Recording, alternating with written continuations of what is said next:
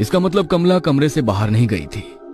बहुत ध्यान से सुनने पर कुलदीप को एक अजीब सी धीमी धीमी गुनगुनाहट सुनाई पड़ने लगती है। कुलदीप धीमे कदमों से उस आवाज की ओर बढ़ता है और धड़ाम से कमरे से बालकनी तक जाने वाला दरवाजा खोल देता है। बाहर का नजारा देखकर कुलदीप का कलेजा उछलकर उसके मुंह को आ गया था। बालकनी में कमला एक डरावनी सी आवाज में सुबक रही थी। उसके लंबे घने बालों से उसका चेहरा पूरी तरह ढका हुआ था और एक एक करके अपने बाल तोड़ तोड़ कर वो जमीन पर फेंक रही थी। उसके सर का वो हिस्सा जहां से बाल टूटकर गिर पड़े थे अब वो और भी बड़ा दिखाई देने लगा था। कमला, ये क्या कर रही हो? रो क्यों रही हो? क्या हुआ है तुम्हें? कमला। कुलदीप के झिंझोड़ने के कारण कमला एक पल को बिल्कुल शांत हो जाती है, लेकिन अगले ही पल वो अपना सर पकड़कर जोर जोर से रोने लगती है। कुलदीप को कुछ सूझ नहीं रहा था कि वो करे तो क्या करे। वो दौड़ता हुआ जाता है और अपनी माँ को लेकर ऊपर आ जाता है। हे भगवान, ये क्या हो गया इसको? ये क्या किया इसने? चलो कमला बेटा, अंदर चलो। शशि जैसे ही उसके सर के नजदीक जाती है, कमला का सर देखकर उसकी चीख निकल जाती है। कमला के नोचे हुए बालों के स्थान पर सर से खून रिस रहा था और वो जगह जहाँ पर शादी के दिन बाल झड़ गए थे वहाँ पर कीड़े रेंग रहे थे। कुलदीप, ये क्या हो रहा है बेटा इसे? मेरा तो दिमाग ही काम नहीं कर रहा। अरे कल तक तो एकदम भली चंगी थी, अब अचानक ये क्या हालत हो गई है इसकी? पता नहीं माँ, जब सोई तब तो एकदम ठीक थी। पता नहीं कब रात में उठकर यहाँ बैठ गई और तब से ही अपने बाल नोच नोच कर फेंक रही है। ऐसा करते हैं, इसे किसी डॉक्टर को दिखा लेते हैं। मुझे इसकी मानसिक हालत ठीक नहीं लग रही है। बेटा, मानसिक रोगी के सर में ऐसे रातों रात कीड़े नहीं पड़ जाते हैं। ये सब मुझे तो कुछ और ही लग रहा है। कमला अपना सर पकड़ के जोर जोर से चीख चीख कर रो रही थी, जिसे देखकर शशि और कुलदीप के हाथ पैर ढीले पड़ रहे थे। बहुत दर्द हो रहा है, कोई बचाओ मुझे। इसे बहुत तकलीफ हो रही है माँ, आप डॉक्टर को बुलाइए ना, कहीं इसे कुछ हो ना जाए। बेटा, इतनी रात गए कौन मिलेगा? रात के 2 बज रहे हैं। वैसे भी हमारी हवेली से शहर। वहाँ क्या कर रही हो तुम? वहाँ चढ़ी कैसे तुम? कमला कुलदीप की बात सुनकर एक नजर उसकी ओर देखती है और फिर भयानक तरीके से कमरे की दीवार पर चलने लगती है। नीचे उतरकर वो कुलदीप की ओर देखकर एक अमानवीय हंसी हंसती है और जोरदार आवाज में चीखने लगती है। खाना, मुझे खाना चाहिए, बहुत भूख लगी है। मांस खाना है मुझे, कच्चा मांस। कमला की बात सुनकर कुलदीप एक बार फिर अपनी माँ को आवाज लगाता है। हे भगवान, ये सब क्या हो रहा है? कुलदीप बेटा, जाओ, जो ये मांग रही है इसके लिए लेकर आओ। माँ की बात सुनकर कुलदीप दौड़ते हुए नीचे जाता है और नौकर से कहकर कच्चा मांस और मोटी रस्सी लेकर वापस कमरे में लौट आता है। ये लो कमला, मांस खाओ।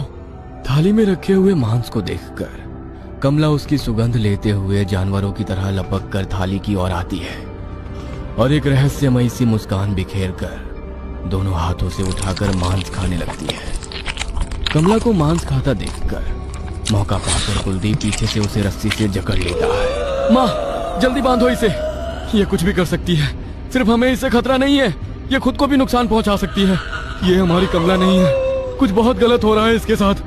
कुलदीप और उसकी माँ शशि कमला को रस्सी से बांधकर लाकर पलंग पर लिटा देते हैं। अब जब तक हमारे घर का शुद्धिकरण नहीं हो जाता तब तक इसे यहीं बंधा रहने दो। सुबह 5 बजे ही शशि ने 2 नौकरों को बड़े पंडित को लाने के लिए भेज दिया था। देखिए पंडित जी, हमें नहीं पता हमारे घर पर ये कौन सी मुसीबत आई है।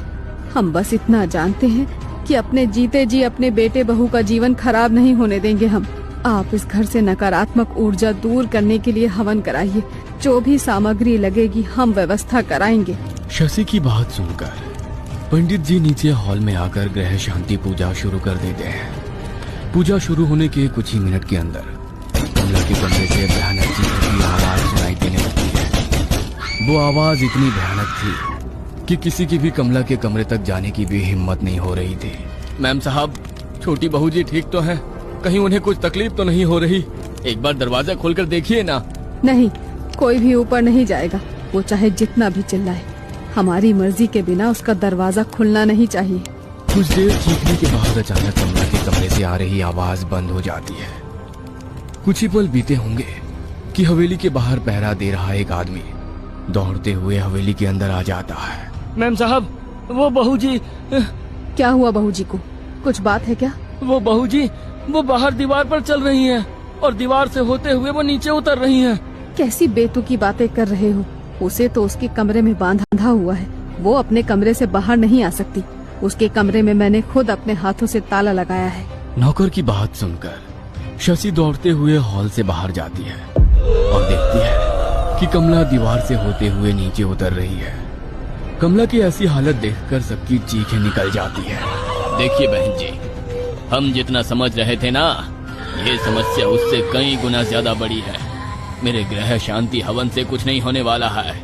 हाँ, मेरे मंत्रों की गूंज से ये थोड़ी विचलित जरूर हुई है, लेकिन उससे आपकी बहू की हालत में कोई सुधार नहीं आएगा।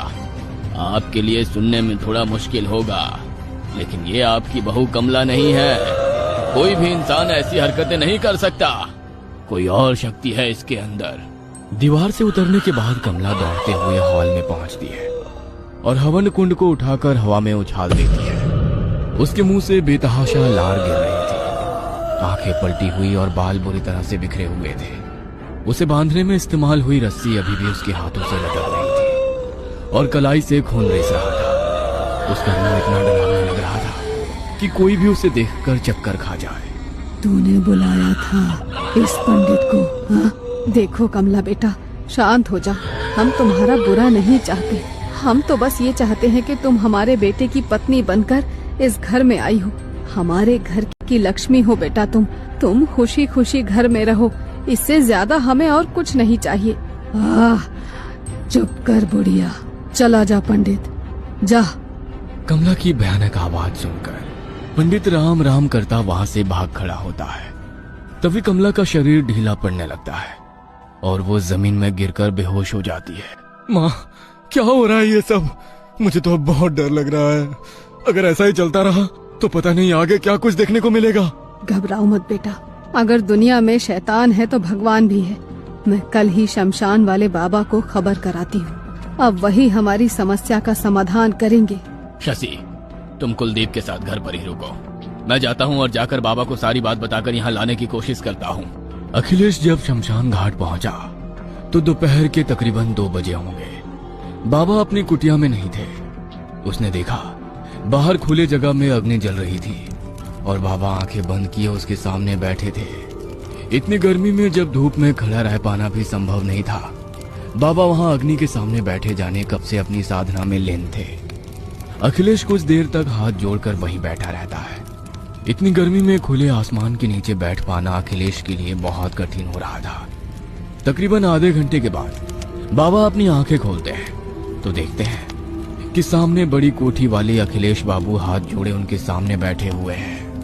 क्या समस्या है बच्चा, जो तुम इतनी भयानक गर्मी में यहाँ मेरी आंखें खुलने के इंतजार में बैठे हुए थे? समझ नहीं आता बाबा, कहाँ से शुरू करूँ।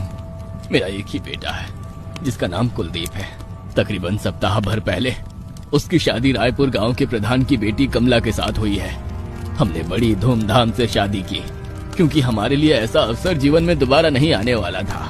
किंतु जाने हमसे ऐसी क्या भूल हो गई कि जिस दिन से ब्याह की रस्में शुरू हुई है, हमारी बहू के साथ एक के बाद एक अपशगुन होते जा रहे हैं।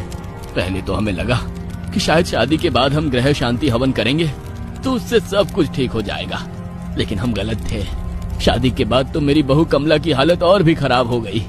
ऐसा लग रहा है जैसे वो अपने आप में ही नहीं है, किसी ने उसके पूरे शरीर पर कब्जा कर लिया हो।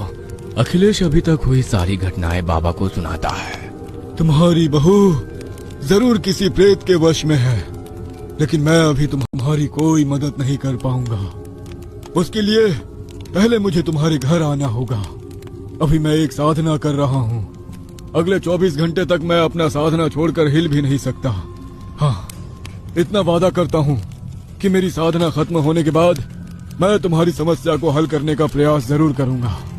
अभी तो मैं तुम्हारे साथ नहीं आ सकता। हाँ, लेकिन तुम्हारी इतनी मदद जरूर कर सकता हूँ। ये लो, ये अभिमंत्रित जल है। किसी भी दुष्ट आत्मा या शैतानी शक्ति के ऊपर इसकी एक बूंद भी पड़े तो वो तुम्हें नुकसान नहीं पहुंचा पाएगी। इसे अपने पास रखो। जब तक मैं तुम्हारे घर आकर सारी स्थिति को भाप नहीं लेता, तब तक ये जल ही तुम्हारी रक्षा करेगा। जाओ, कल्याण हो। अखिलेश बाबा का दिया हुआ जल लेकर वापस अपने घर की ओर लौट जाता है। 15 साल पहले। मालकिन, सुना है आपको बाबा की देखभाल के लिए किसी आया की जरूरत है, हमें काम पर रख लीजिए।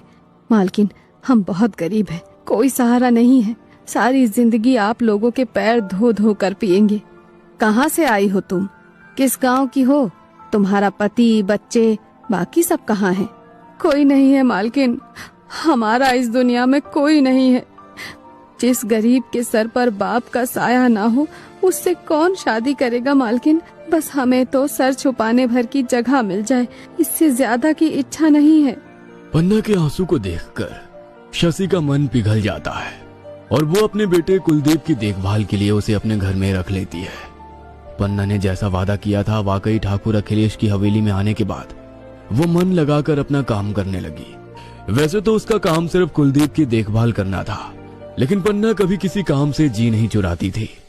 अखिलेश की पसंद का खाना बनाना हो, उसके कपड़े धोकर आयरन करने हो, या फिर कुलदीप को खेलने के लिए ले जाना हो, आधी रात को भी उठकर अगर कुलदीप पन्ना का नाम पुकार दे तो पन्ना दौड़ी चली आती थी। पन्ना की लगन और मेहनत देखकर धीरे धीरे वो शशि की सबसे खास हो गई। कहने को तो घर में आधा दर्जन नौकर थे, लेकिन पन्ना ने उन नौकरों में अपनी एक अलग ही जगह बना ली थी। बाकी नौकरों को तमाम रोक टोक थी, लेकिन कुलदीप की आया होने के कारण पन्ना घर के किसी भी हिस्से में आ जा सकती थी।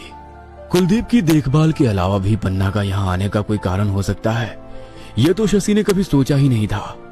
उसके हवेली में आने का कारण बरसों पहले हवेली के सीने में दफन हुआ वो राज था, जिस पर आज तक पर्दा लगा हुआ था। उस बंद दरवाजे के पीछे का राज कोई नहीं जानता था, इसीलिए पन्ना के बरसों उस घर में रहकर हाथ पैर मारने के बाद भी उसके हाथ कुछ भी नहीं लग रहा था। आज के दिन अखिलेश बाबा का जल लेकर घर लौट गया था। आज कमला अपने कमरे में अकेली सोई हुई थी। उसके कमरे को बाहर से कुंडी लगाकर उस पर एक मोटी लोहे की चेन भी लपेटी गई थी, ताकि किसी भी हाल में वो अपने कमरे से बाहर ना आ पाए। सभी अपने अपने कमरे में चैन से सो रहे थे। आधी रात बीतने के बाद एक काला सा साया आकर कमला के दरवाजे की चैन को खोलता है और अंधेरे में हवेली में ही गायब हो जाता है। कुछ देर बाद हवेली कमला की चीखों से गूंज रही थी। जैसे ही चीख पुकार की आवाज सुनाई देती है, अखिलेश, शशि और कुलदीप दौड़ते हुए ऊपर कमला के कमरे में पहुंचते हैं तो पाते हैं कि उसके दरवाजे पर लगी हुई लोहे की चेन और कुंडा सब कुछ खुलकर एक तरफ लटका है और कमरे के दरवाजे चौपट खड़े पड़े हैं। दौड़ते हुए वे लोग कमरे के अंदर पहुंचते हैं तो देखते हैं कि कमला अपने कमरे से गायब हो गई है। बाबूजी, ये कमला कहाँ चली गई? और इतनी मोटी चेन अपने आप आखिर खुल कैसे गई? कुछ समझ नहीं आता,